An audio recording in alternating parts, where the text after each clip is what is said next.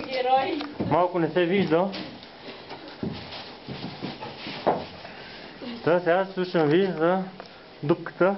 Папи ще обясни пред камерата, не аз ще си не... Той не обича да говори пред камерата. Добре, Ефи, ти нещо да кажеш за камерата? Значи... Всяки си поема въздух през перата. Долу... Да, има отфеси. На колко метра сте? За колко картирахте? Не слязохме новия отфес. Долу е нещо... Аз като съм чела по книгите, може би си представях, че в Испания или Гуфър Берже, нещо такова, гледаш едни огромни обемени отфеси. Истинска система. Просто няма такава пещера в България, поне аз не съм влизала. Меандри и отфеси и нещо по-подробно. Почва с един отфес, после той продължава надолу, след това има друг отфес, може би към 40 метра. 5 секунди пада камък. Май беше 5 секунди. Пуснахте го и него? Не го пуснах.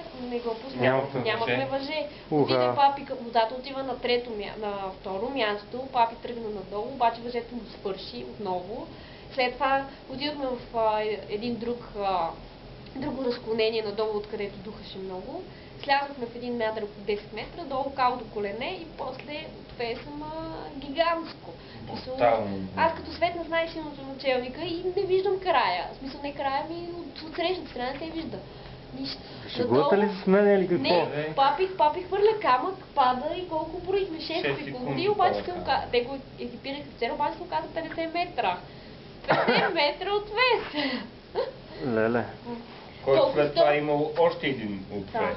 110 метра въже, които не можахме да слезем. Но, освен, нали, като вчера картирахме...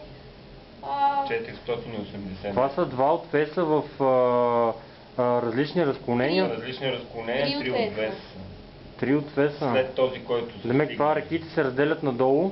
Сигурно ще се съберат по-надолу. Разделят се, да. Вау, това не говорим наистина система. Ама то е огромно, Огромно е, наистина. И от едната страна тръгва, и от другата страна тръгва, и каква зала има човек за лагер направо. Трябва да преместим 2 камъка и е готово. 2 камъка е такива. Да, равно, топло. Равно, супер, и водопада. Един водопад пада от този отвес, който екипира папи, първия. И зад него минаваше така хоп, зад водопада и се качваш там към сухата заличка. Много яко, много яко. Обаче много работа иска. Много хора. Много, да. Да идват всички. Пещерняци. Ще минем 400 метра. Със сигурност. Да, минавам. Със сигурност. Ние вчера сме картирали около 500 метра дължина. Дължина. И само слиза. Само слиза, сериозно слизане. Ще видим други ден, като го картираме, какво ще стане, като го напишем. Не, тук е диското и карнеците. Тук ли са? Да. Вече да. Вярно, тази турба беше жизнена важна. Ти представяш да ги бяхме загубили, он щеше да ни убие тук, ще да ни зароби с него. Защо бе? Какво е станало? Какво стана? Стана... Тут стана, на кораби. И пещерата и ставаме на камък и тълбата остана по средата на пътя.